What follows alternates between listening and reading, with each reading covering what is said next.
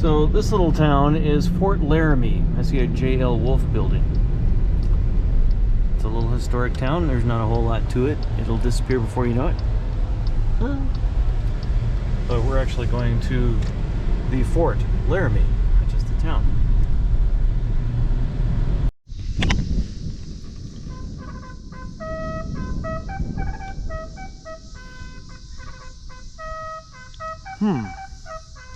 So Gwen, do you know where we are?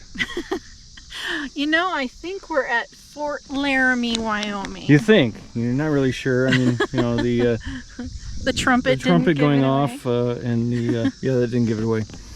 So Fort Laramie started out as a trading post, and we'll talk about more about that in a minute. I have a small problem, and we went to the bar, and I got a Henry Weinhardt's vanilla cream soda, and it is blowing up in my hand. In fact, I just got all the foam off of it. And what did you get? A root beer? No, nope, same thing. Cream. So we both got vanilla cream sodas from over there at the bar. But what's cool about where we are is this big plaque about the Pony Express. From April 1860 to October 1861, Fort Laramie was a major post on the Pony Express route between St. Joseph, Missouri, or St. Joe as anybody that ever lived close to that called it, and Sacramento, California. What was that? Sacramento. Oh, you're right. I misspoke. I'm sorry. It's Sacramento, Cartoonifornia. Now, we might have some people from California that wouldn't appreciate that, like myself, that was raised in California. You are no longer from Cartoonifornia. I claimed you. I brought you to Colorado, which is called Little Cartoonifornia now. So, Pony Express, 120 celebrated riders, rode 650,000 miles with only one rider killed by Indians, one schedule not completed, and only one male lost. USPS, are you paying attention there? Only one male lost in the Pony Express. A bunch of boys on horses. Anyway, take a look around. So why is Fort Laramie featured on our Quiet Places channel when it clearly has people?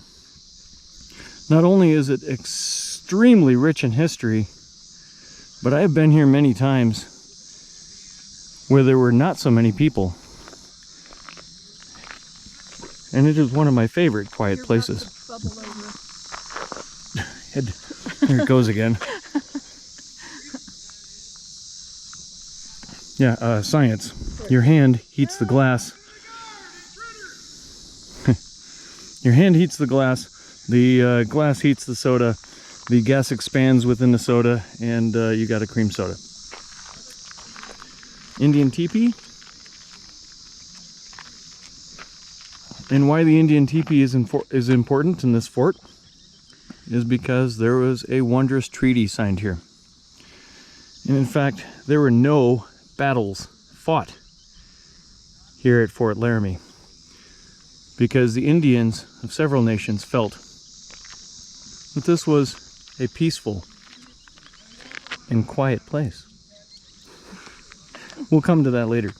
So this is our first stop today, and you might be able to hear the cicadas in the trees. I love that sound. Sound of summer. So this is the Commissary storehouse. Built in 1884, built as a commissary storage facility. As such, it would have been primarily divided into two large storerooms, one for meat and one for flour, rice, and beans. 3 or 4 smaller rooms would have been used as offices, an issue room, and a storage room for canned goods. This building also had a partial cellar with a trap door for use with a hand-operated elevator. Rations and other official Army food items were issued from this building. The commissary officer and sergeant ran the operation.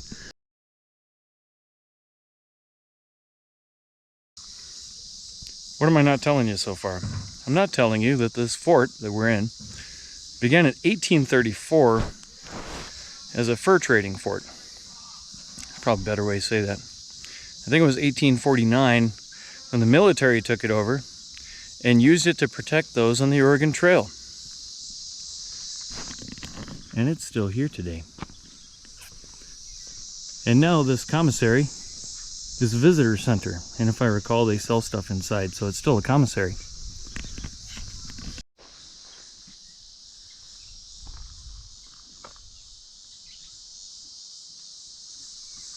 I think we're alone now. Well, that lasted shortly. There, we just avoided a copyright issue in YouTube, me singing a famous song. But I love the sound of the cicadas. And I need the photo with this barrel, that wagon, and that building. So we're going this way. We're going to go check out this building. If it's the barracks building that I think it is, it may be haunted. There's my shot.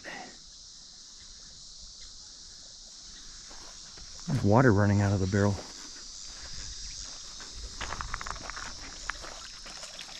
Huh. For the dogs? I don't know.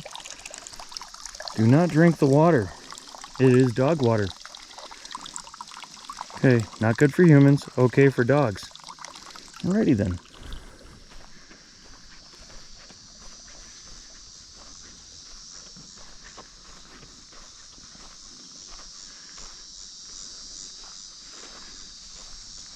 So, in keeping with our wagon ruts video that hopefully you've seen by now, this is a prairie wagon, the type of which would have made the wagon ruts that you saw.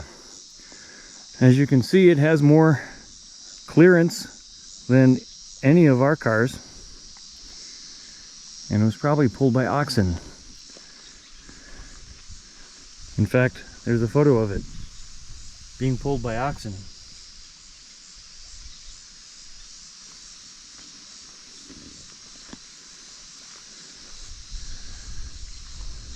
Made to survive a 2,000-mile trek.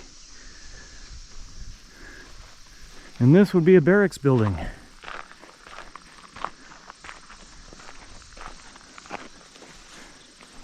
Cavalry barracks. The building before you is the only surviving enlisted men's barracks at Fort Laramie. What's the crinkling sound? Oh, it's a Gwen. Sorry. I thought there was a fire behind me. Okay, I'm done crinkling now. The building proper was completed in late 1874 and was designed to provide quarters and other needed support facilities for 2 companies of soldiers. The veranda, although originally planned, was not added until 1883. As constructed, the entire second floor was made up of only 2 equal large rooms. These were the company dormitory bays and squad rooms where the enlisted soldiers lived. Each could house about 60 soldiers or 1 company.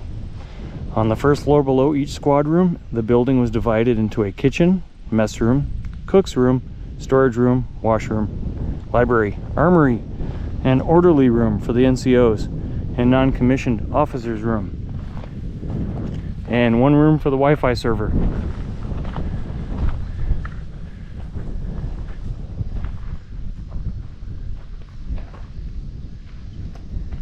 I think I need that as a picture. A study in perspectives.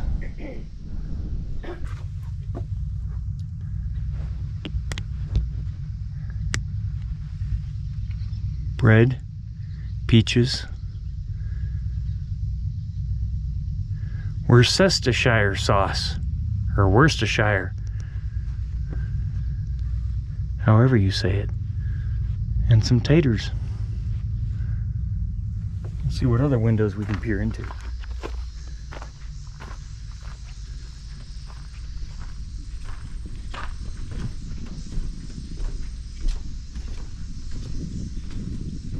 That is a big bag of beans in there. Talk about something not being worth a hill of beans. There's a hill of beans.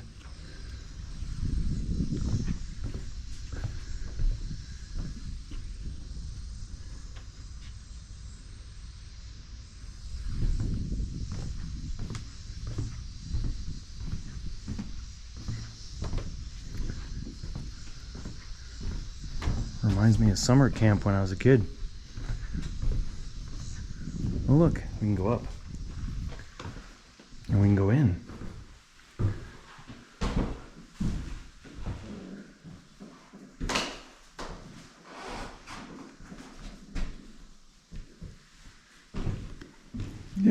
which table has KP duty today. When I went to summer camp, sometimes it was whichever table had the forks on the wrong side of the table had KP duty.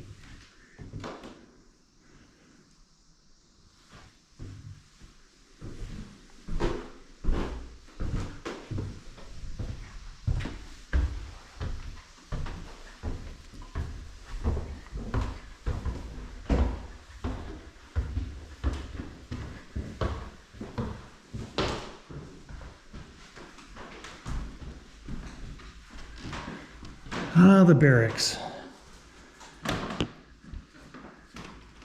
So the beds, according to a story I read, are replicas.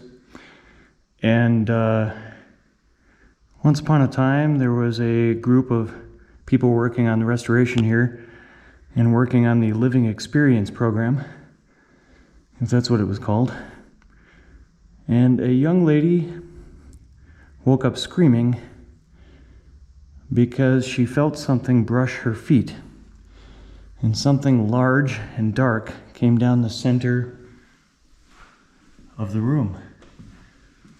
Of course, they found nothing, but she was so terrified by the experience that her and another young officer went downstairs and drank coffee until the morning, because there was no way she was going back to bed after that.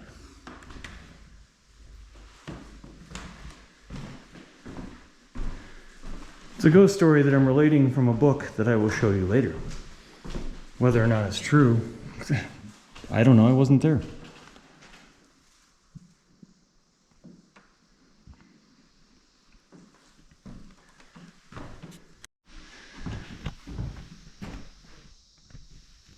So I'm all alone up here. I came back up. Even Gwen went downstairs. And for those of you paranormal people out there, no, it's not after midnight, sadly, but we're going to activate the EMF detector. Here we go.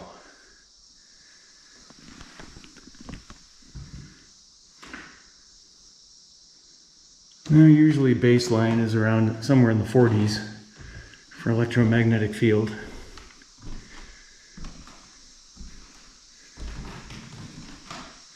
My very faint theory about any kind of ghosts is that a whole lot of photons from sunlight probably messes with their energy.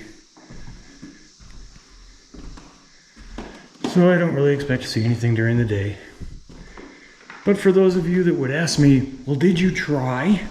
Okay, this is me trying.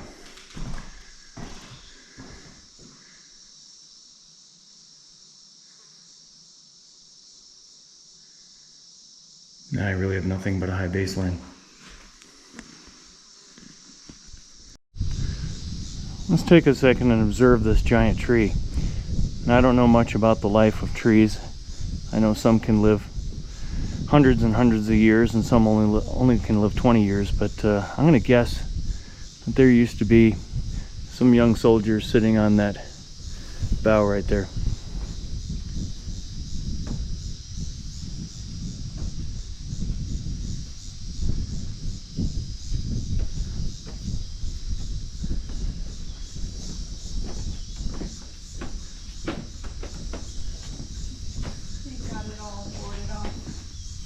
Yeah, I kind of thought they didn't use this half of it. It's used for storage or something.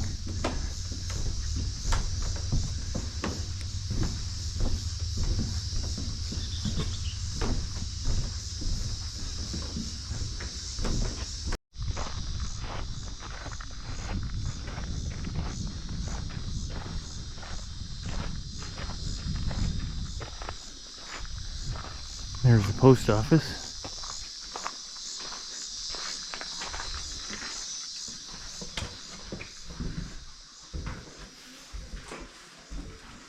It's a Sunday though, so there's nobody minding the post office. See if I can reach one of those letters in there. The cicadas just got really quiet. Because I was reaching for the letters. And they were warning me, don't do it.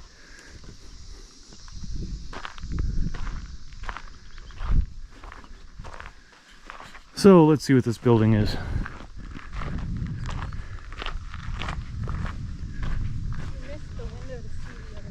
I'll look at it. The Sutler store.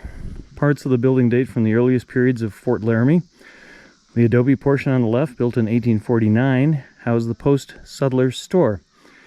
In 1852, the right section was added and used at various times as the Sutler's office, the post office, and a game room. Photograph shows an 1877 view. The rear portion was built in 1883. The enlisted men's bar and a public saloon were on the right. Officers' club on the left.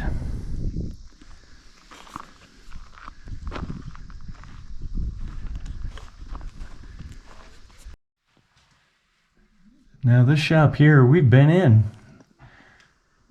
They've let us in here before and gave us a history lesson. I guess nobody's there today on a Sunday. Can't say I blame them.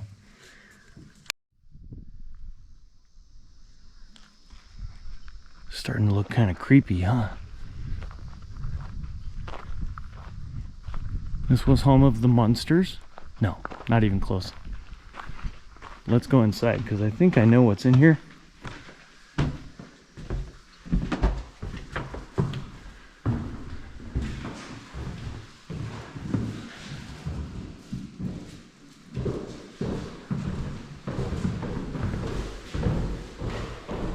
Oh, it's not in here. Wrong house.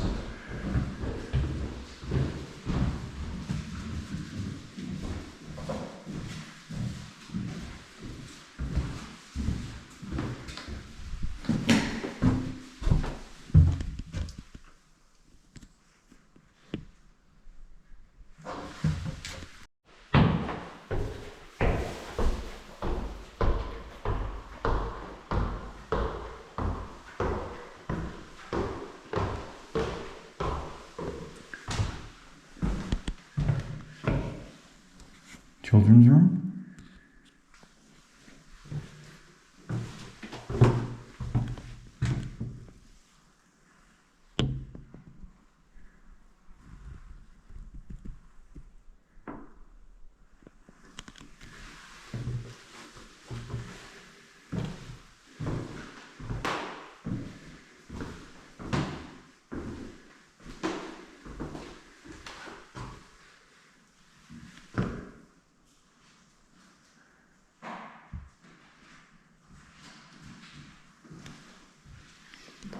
This probably was a officer's house for sure.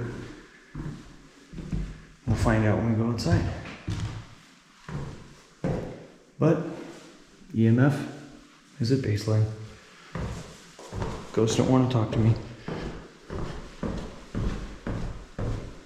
Not like I could hear them. All right, what is this room, Gwen? Doesn't have a marker.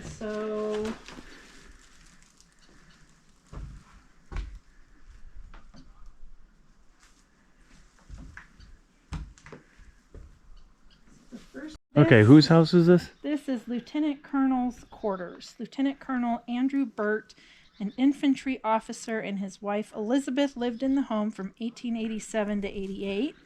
They liked relatively plain furnishings rather than the ornate Victorian decor in most officers' houses. Awesome. And whose house is the next one?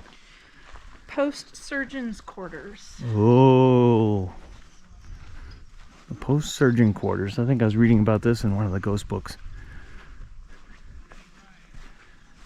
He treated most of his patients here, it says.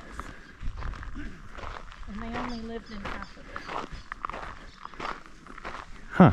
Gwen says he treated most of his patients here, and they only lived in half of it. So, live in half, treat others in the other half. They have a hospital here, what's left of it. This isn't it.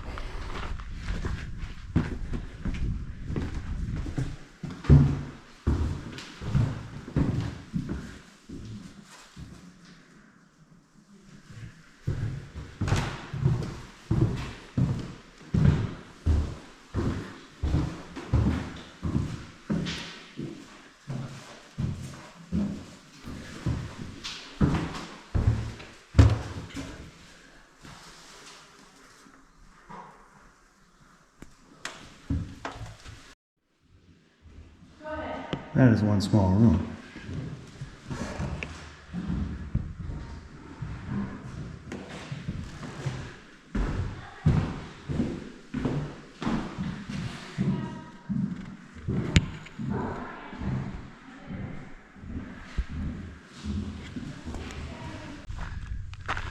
Infantry barracks. Home to about 150 men, the two-story barracks was sparsely furnished. They started building it at the opposite end over there and built this way. Each bunk was 2 stories, was 2 men tall, and each tier held 2 men. The Indian Wars term bunkie, referring to a soldier's closest comrade, derived from this sleeping arrangement. Wow, don't join the army, you'll be in another guy's arms in no time. How about no? Not like you had much choice back then. So I'm gonna go up and fire this cannon. It's pointed at the house. This ought to be a good show. Ready? Let's fire this cannon, because I think it's gonna go right over there. Aimed right at the house. Whose idea was that? The new guardhouse and adjacent barracks. There's a photo of it.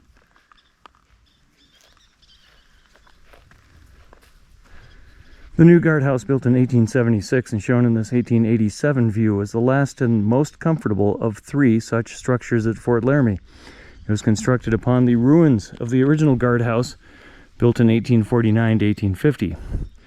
The new guardhouse contains spacious guard quarters and prison rooms and relatively few prisoners. In 1885, for example, inmates averaged less than 3 out of every 100 soldiers on the post. Also appearing in the photo is the 2-company 1866 barracks on the right, an adobe structure with a wooden porch, and the 3-company frame barracks on the left, erected in 1868. Foundation ruins are all that remain of the... Over there we have Old Bedlam, and it's got a whole bus full of tour people there. And 3 more ruins, no roofs, no windows. One of which had a paranormal experience with it, with an officer that lived in it that supposedly beat his daughter. Simply says abused in the records. And one of the interns that worked here had kind of sensed that. And it's the one right next to it, I believe. The one right next to Old Bedlam. This is the administration building, built in 1885, pictured shortly after completion. The section on the far right was used as a schoolroom for officers' children. The central portion housed the headquarters offices. The left part contained a large auditorium used for theater productions.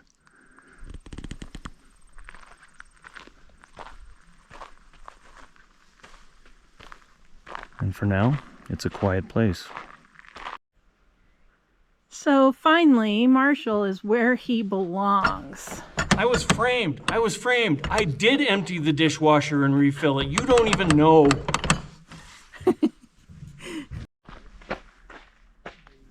This little beauty was a captain's quarters, turned into a duplex. And as I recall, there's something in here I want.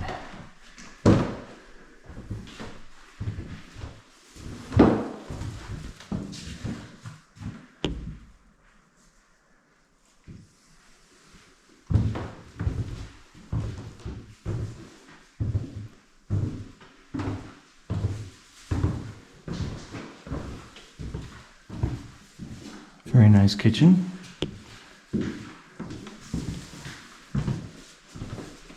There it is. The ice chest. People that have worked here in the past have stated that they've come in here in the morning and the ice chest is open. And nobody's been here all night. The door just opens. By this door. I don't know which door. One of the doors. They keep finding open, even after they've locked it up for the night. But I have no ghostly activity on it at the moment.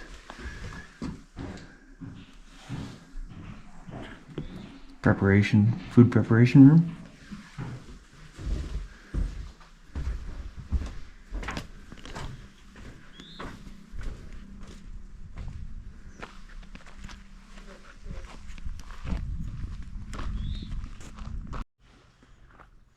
These three buildings were the officers' quarters. There they are as they once were. Here they are as they are now.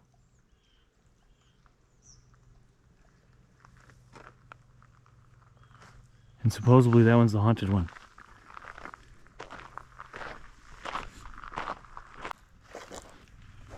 So with the last battery on the GoPro, taking a ghostly reading of the ghostly house. Are there any ghosts in here? If there are, say boo or something. Still nothing. Oh, thunder. That's a really big ghost.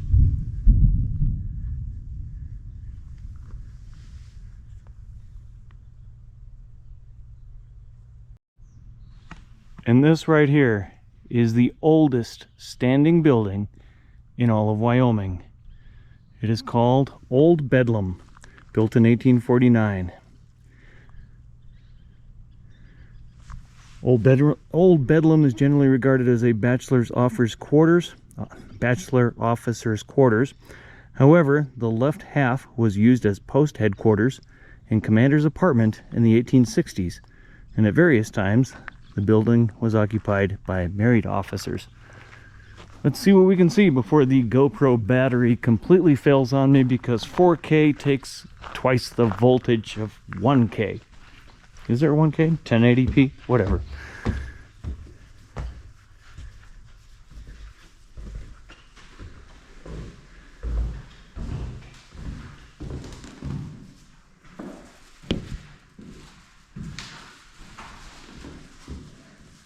See their signatures up on the wall, but no dates.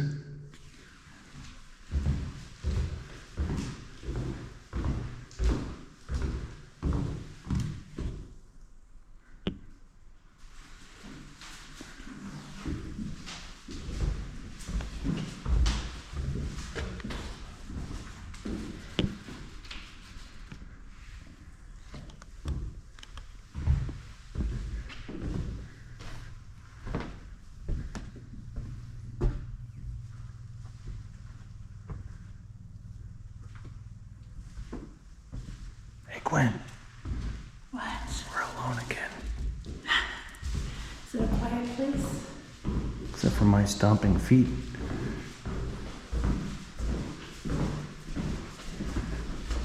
Alright. How much battery we got left? 7%. And of course, the tool isn't still open because it never is. EMF. Simple.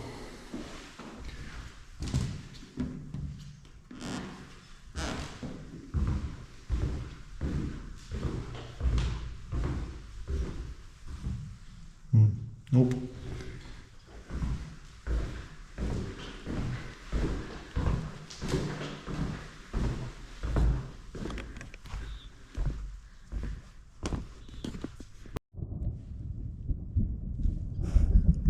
So with a thunderstorm nearby and a GoPro battery at like less than 10%, this is where we say thanks for watching, and we hope you enjoyed Fort Laramie. Did we show you everything here? No, some of it's not even open, and it is open other times, like, I don't know, Saturdays, Fridays. You have to come here and see it yourself, and I highly recommend that you do, and spend a day here. Go sit down by the river, enjoy it. Gwen's gonna stay down here though, and I'm gonna give you a parting video shot with what remains of the battery from on top of the oldest still standing building in Wyoming. And here's where Marshall gets struck by lightning and it goes viral, and Gwen's rich after that.